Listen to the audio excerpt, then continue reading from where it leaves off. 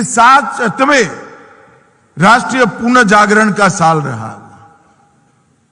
उसी वर्ष राष्ट्रीय स्वयंसेवक संघ की स्थापना हुई और संघ भी आज जन्मशती मना रहा है।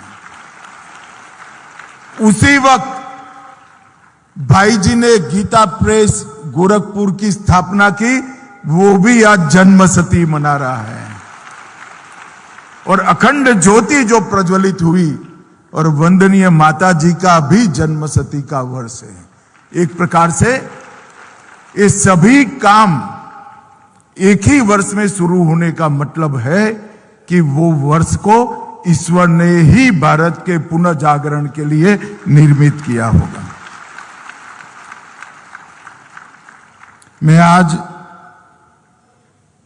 पंडित राम शर्मा जी ने गायत्री परिवार की परंपरा की जो स्थापना की, महामना मदन मोहन मालवीय का के जिस आंदोलन को आशीर्वाद मिले, वो आंदोलन, वो परंपरा और उसका भाग स्वरूप आप सभी को मन पूर्वक प्रणाम करता हूं। मित्रों, यहां पर एक प्रकार से गायत्री परिवार के शताब्दी वर्ष का कार्यक्रम,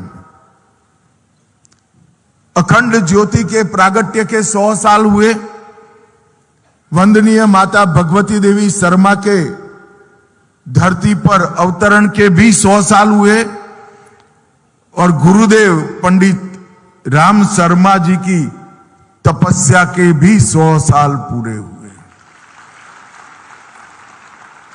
व्यक्ति के लिए 100 साल का जीवन एक प्रकार से पूर्णता माना जाता है, परंतु व्यक्ति निर्माण और पुनः जागरण के लिए जो संस्थाएं काम करती है, इनके लिए 100 साल शैशव काल होता है, नई ऊर्जा के साथ आगे बढ़ने का काम। आज करोड़ों लोगों को गायत्री मंत्र के साथ, गायत्री उपासना के साथ, गायत्री साधना के साथ पंडित राम शर्मा ने जोड़ा। वो करोड़ों लोगों की जिम्मेदारी है कि चिन्मय भाई के नेतृत्व में 100 साल में नई ऊर्जा और जोश के साथ हम आगे बढ़े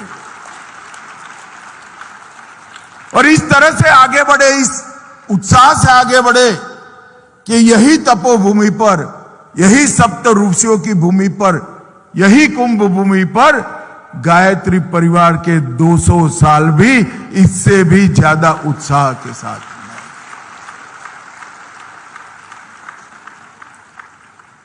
और आज जो राष्ट्र निर्माण का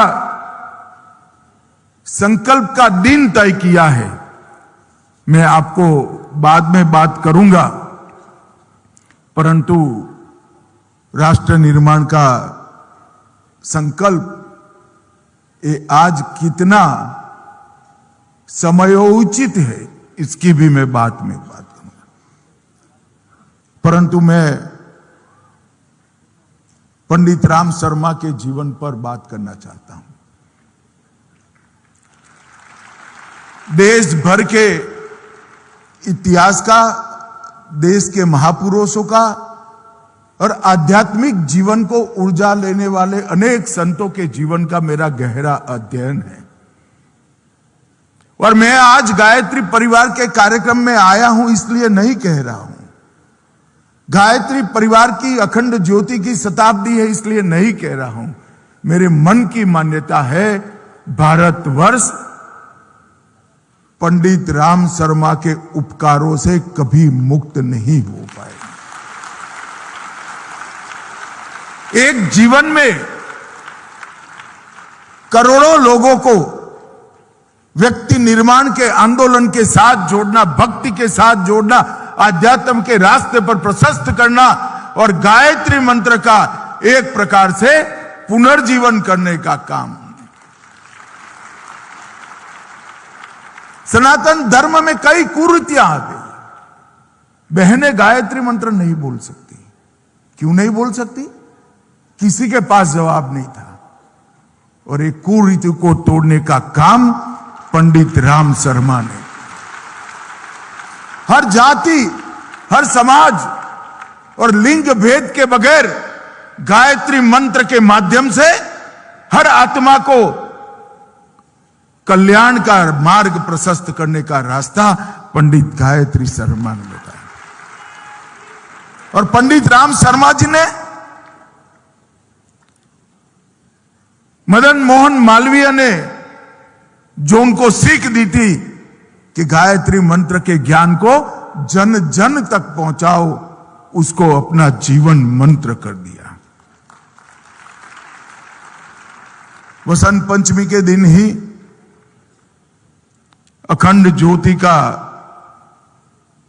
प्रागट्य हुआ और फिर मथुरा की पुण्य भूमि से एक कुंभ क्षेत्र में गुरुदेव उसको लेकर आए और उन्होंने पूरा जीवन इसको समर्पित कर दिया। 1971 में इस पुण्य भूमि पर ज्योति का प्रागट्य हुआ, शांति कुंज की स्थापना हुई और गुरुदेव ने जो रास्ता बताया, जो करोड़ों लोगों ने उस रास्ते पर चलना प्रशस्त किया। युग कोई धर्म नहीं बदल सकता, युग कोई धर्माचार्य भी नहीं बदल सकता, युग कोई फिलॉसफी नहीं बदल सकती। इन्होंने एक सूत्र दिया, बड़ा सरल सूत्र दिया। मैं मानता हूं उस सूत्र ने पूरे भारत को रास्ता दिखाया। उन्होंने कहा, हम बदलेंगे, युग बदलेगा। जब तक व्यक्ति नहीं बदलता है, राष्ट्र भी नहीं बदलता है, समय भी नहीं बदलता है, युग बदलने का तो सवाल ही नहीं है। हर व्यक्ति को अच्छा व्यक्ति बनना, हर व्यक्ति को आध्यात्म के रास्ते पर जाना, अगर हर व्यक्ति आध्यात्म के रास्ते पर चल पड़ता है तो युग का परिवर्तन अपने आप हो जाता है। और देखिए साहब, देखते देखते देखते इतने सालों के कम समय में 15 करोड़ परिवार इस आंदोलन के साथ जुड़ गए। उन्होंने धर्म को कर्मकांड के आवरण से निकालकर वैज्ञानिक अध्यात्म के साथ जोड़ने का काम गुरुदेव ने किया। हम बदलेंगे, युग बदलेगा। और गायत्री मंत्र, ये दोनों के बीच में गहरा रिश्ता है। गायत्री मंत्र संस्कृत में रचा गया एक मंत्र मात्र नहीं है। हमारे यहां सनातन धर्म में कल्पना है कि देव और दानव दोनों हमारे शरीर के अंदर बसते हैं। गायत्री मंत्र के 24 अक्षर जो है वो 24 सद ग्रंथियों को झंकृत करते हैं। जब आप आपकी नाभि से गायत्री मंत्र का उच्चारण करते हो, वो 24 अक्षर तप, दान, वीरता, धैर्य, तेज, तपस, ये सारे गुणों को पोषित करने वाली ग्रंथि को झंकृत करते हैं। और पद्मासन के अंदर नाभि से बोला गया गायत्री मंत्र हमारे अंदर की सद ग्रंथियों को झंकृत कर कर एक्टिवेट करता है और उसके साथ ही इसकी विरोधाभासी जो ग्रंथि है, जिसको हमारे शास्त्रों ने असुर का कहा, तप के सामने उपभोग है, वीरता के सामने कायरता है, दान के सामने लोभ है, वो 24 ग्रंथियों का समन भी करता है और सद ग्रंथियों को उत्तेजित करता है। अगर हर व्यक्ति के अंदर ये 24 गुण गायत्री मंत्र के उच्चारण से बढ़ते हैं और साधक जब आगे बढ़ता है तो अपने आप सारे आवरण हटते जाते हैं। तो हम बदलेंगे का जो नारा है, इसको उन्होंने गायत्री मंत्र के साथ जोड़ा। हम कैसे बदलेंगे? हमारी वृत्तियों को बदलेंगे, हमारे गुणों को बदलेंगे, सद्गुणों का विकास करेंगे और खराब